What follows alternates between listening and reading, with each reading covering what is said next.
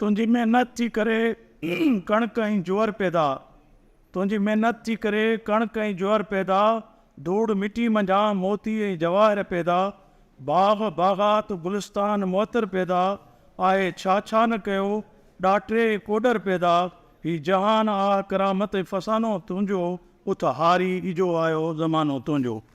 Doctor रियाज़ शेख सिंध जे आम तालीमी अदारे ज़ेबिस जा dean faculty of social science आहिनि। पाण सिंध जा अवामी तारीख़दार आहिनि पूरे मुल्क जा। डॉक्टर मुबारक अली सां गॾिजी हू तारीख़ रिसालो कढंदा रहिया आहिनि, जंहिंमें मुल्क जी अवामी तारीख़ खे सहेड़े शाया कनि था।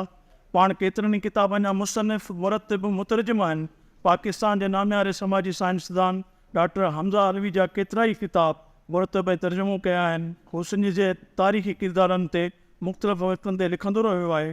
काल्ह बि कराची प्रेस क्लब में कराची में संदसि हिकु किताब जी पधिराई थी आहे, जंहिंजो अॼु तफ़सील सां डान में ज़िक्र आहे।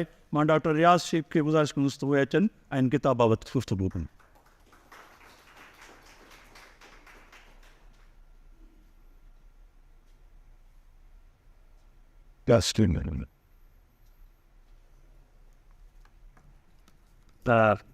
महिरबानी अदा तव्हां मूंखे सॾियो हिते। सभिनी खां पहिरें त मां डॉक्टर ज़फ़र जुवेदी खे मुबारकूं ॾींदुसि। पोइ डॉक्टर जाफ़र साहब खे मुंहिंजो उस्ताद बि आहे त एतिरो वॾो कमु कयो अथऊं। त अॼोके ॾींहंनि में जॾहिं माण्हुनि खे किताब पढ़ण जो कोई शौक़ु कोन्हे त हीअ 6-6.5 सफ़नि जो किताब छापणु को नंढी ॻाल्हि कोन्हे। त हाणे ॾिसजे त माण्हू पढ़नि कीअं था, हिन खां इस्तफ़ादा कीअं था कनि, त हीअ वॾी ॻाल्हि आहे। त किताब ते घणी ॻाल्हि थी वई आहे। मां चाहींदुसि त किताब ते बि ॻाल्हाइजे, पर किताब खां हटी बि ॻाल्हाइजे ताकी ॻाल्हि अॻिते वधे। त असां जीअं मार्क्सियन टर्म में ॻाल्हाईंदा आहियूं त इनकलाब ईंदो कीअं, छो त हिते ॻाल्हि थी त साईं जोइस साईं त साईं छा इनकलाबी हो या साईं रिफॉर्मर हो, तव्हां सुवाल ठाहियो। त मुंहिंजो ख़्याल आहे त हीअ डिगी डिबेट आहे। डिगी डिबेट आहे त छा इनकलाब बोर्जुआ क्लास आणींदो या इनकलाब जेको आहे हारी बि आणींदो। त हीअ मार्क्सियन में बि हीअ डिबेट हो ऐं मार्क्सियन टर्म खां पोइ जॾहिं न्यू मार्क्सियन डिबेट आई त उन में बि इहा ॻाल्हि थी त हीअ छा इनकलाब केरु आणींदो। पर सुवाल इहो त हर इलाइक़े जी समाजी हालतूं इनकलाब लाइ हीअ जेके हालतूं साकार कंदियूं उतां माण्हू पंहिंजी इनकलाब आणींदा। माहौल चाइना में त को बोर्जुआ क्लास आहे को अल्टीमेटली हारी जेके इहे ई इनकलाबी हूंदा ऐं अल्टीमेटली असां ॾिठोसीं त जॾहिं इहा ॻाल्हि थी। पोइ फैनन जॾहिं किताब लिखियो पंहिंजो, उहो असां सभिनी पढ़ियो आहे। असां सभु क़ाबिल जा माण्हू आहियूं, हुते वेठा आहियूं। त जॾहिं फैनन जो किताबु आयो त फैनन इहो ई चयो त अल्जीरिया में जॾहिं इनकलाबी तहरीक हले थी त अल्टीमेटली उते त को बोर्जुआ क्लास कोन्हे, अल्टीमेटली इहो हारी क्लास आहे, इहो अॻिते वञी करे इनकलाबी हूंदो। त इहे डिफरेंट फेज़िस आहिनि असां वटि। त किथे बोर्जुआ क्लास हूंदो ऐं किथे जो हारी हूंदो, इन तहरीक अॻिते वधाईंदो। ऐं जॾहिं असां नंढे खंड में ॾिसूं था त हिकिड़ी जाइ ते अल्टीमेटली बोर्जुआ तहरीक हली, लेबर मूवमेंट हली, पर साॻे तौर ते जॾहिं हारे ॾिठो त असांजी ॻाल्हि अॻिते वधे कोन्ह थी। त 1936 में जॾहिं ऑल इंडिया किसान सभा ठही त ऑल इंडिया किसान सभा खां नंढी तहरीक कोन हुई। ऐं जॾहिं इहा ई तहरीक हुई जीअं अॻिते हली करे अंग्रेज़नि खे इस्तेमारियुनि खे इहो ॾस ॾिनो त इहे हालतूं ॾुखियूं थींदियूं। ऐं मां सम्झां थो त इहे उहे ई ॾींहं हुया जंहिंखे असांखे जो बरतानिया जो मार्क्सिस्ट हिस्टोरियन हो एरिक हॉफ हो, जॾहिं हुन चयो त this is the age of extremes. त बेशक जतोई साहब हुजनि या बाक़ी इहे जेके बि लीडर आहिनि, उहे एज ऑफ एक्सट्रीम जी पैदावार। एज ऑफ एक्सट्रीम में तव्हां रस्ता पाण ॻोल्हण जी कोशिशि कंदा।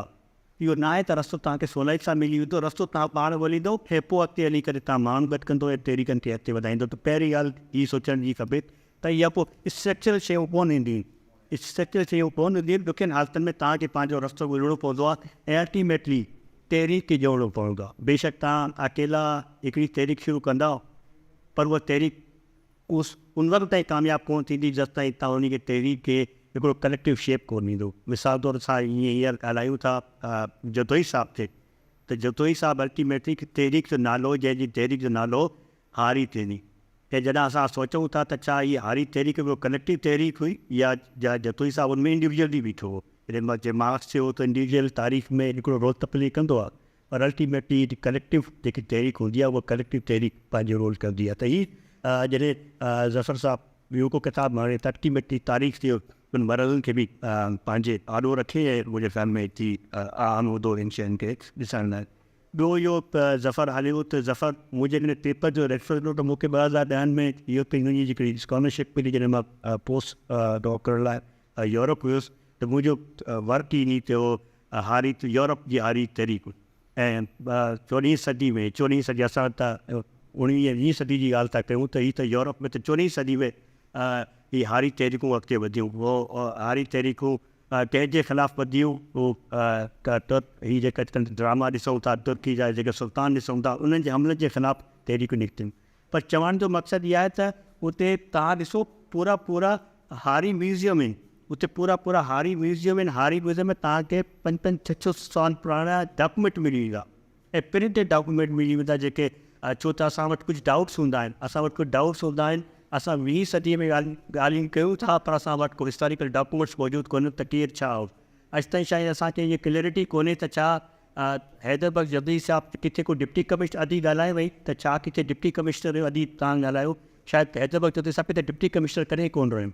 मुंहिंजे ख़्याल में हू हिकिड़े कोर्ट्स जी हुन में रहियो, उहो डिप्टी लास्ट जी जॾहिं हुनजी पोस्टिंग हुई उहो त हुर तहरीक जे जेकी पोस्टिंग हुई उते कोर्ट तो कमु कई। त मुंहिंजे ख़्याल में हिस्टोरिकल फैक्ट्स खे थोरो कलेक्ट कजे, हिस्टोरिकल फैक्ट खे कलेक्ट कजे जीअं ईंदड़ नसल जेकी आहे हिस्टोरिकल शइ ते प्रॉपरली पहुचे त असल में हक़ीक़त छा आहे। पोइ अची था वञूं साईं जी हिन किताब ते, त हिन किताब ते मां सोचियां थो त अल्टीमेटली साईं जतोई साहब उन ऐज जी पैदावार हो जिते ही आइडियोलॉजिकल डिस्कोर्स को हले, जीअं जामी पियो चए त आइडियोलॉजिकल डिस्कोर्स को हले ऐं दुनिया हिकिड़े वॾे कैनवस में शयुनि खे एंड ऑफ कॉलोनाइज़ेशन पियो हले, किथे जेको आहे माण्हुनि जी पंहिंजी क़ौमी तहरीकूं हलनि पियूं, किथे जेको आहे तबक़ाती जदोजहद पई हले। त हैदर बख्श चते ई उन्हनि ॾींहंनि जी पैदावार अल्टीमेटली उन जे कम खे असांखे होलिस्टिक ॾिसणो पवंदो। जीअं असांजो अज़ीम दानिश डॉक्टर फिरोज़ अहमद उनखे बि थंपो लॻी वियो आहे त शायदि 1970 ते कमु कयो। मां सम्झां त डॉक्टर फिरोज़ खे ॾिठो वञे त वॾो कमु कयो ऐं होलिस्टिक कमु कयो। त साॻे हिसाब सां हैदर बख्श जतोई जे कम खे ॾिसजे त थोरो हारे लाइ कमु कोन कोन क़ौमी तज़ाद ते बि कमु कयो, उन लिसानी ॿोली ते बि कमु कयो, उन तबक़ाती जदोजहद ते बि कमु कयो ऐं उन खां पोइ जिथे वियो पंहिंजे एक्सपीरियंस ते कमु कयो। मसइलो हिकिड़ो आर्टिकल जंहिंजो ज़िक्र कोन थियो त जेल रिफॉर्म्स ते जेको आर्टिकल लिखियो अथई त हिकिड़ो माण्हू जेल थो वञे ऐं जेल वञण खां पोइ हिकिड़ो उहो डॉक्यूमेंट ठाहे तव्हांखे ॾिए थो त उन वक़्त में त हीअ कहिड़ी शयूं कजनि त असांजो इमरान ख़ान त हीअं जेल वियो त वञी जेल वञण खां पोइ इहे कोन चए त जेल रिफॉर्म कजनि, चए त मूंखे हितां कढो, मूंखे हितां कढो, बाक़ी जेको करिणो थो वञे कयो। त हीअ सवाल आहे त हिकिड़ो सियासी माण्हू हिकिड़ो बाशऊर माण्हू जॾहिं तहरीक खे ॾिसंदो आहे त हुनजी असल कारण खे ॾिसंदो आहे छा हुनखे मटाइणो थी वियो, इहो कोन चवंदा त मूंखे हितां जान छॾाए मूंखे कढो बाक़ी शयूं जेको आहे थी वेंदो। त ख़ैर हिकिड़ो मां लास्टली इहो पियो चाहियां त मुंहिंजो मां हीअ चवणु चाहींदुसि त हाणे सवाल जेको असांजी कामरेड रखे वई आलिया त अॻिते वधण जो रस्तो छा आहे, अॻिते ॻाल्हि कीअं कजे।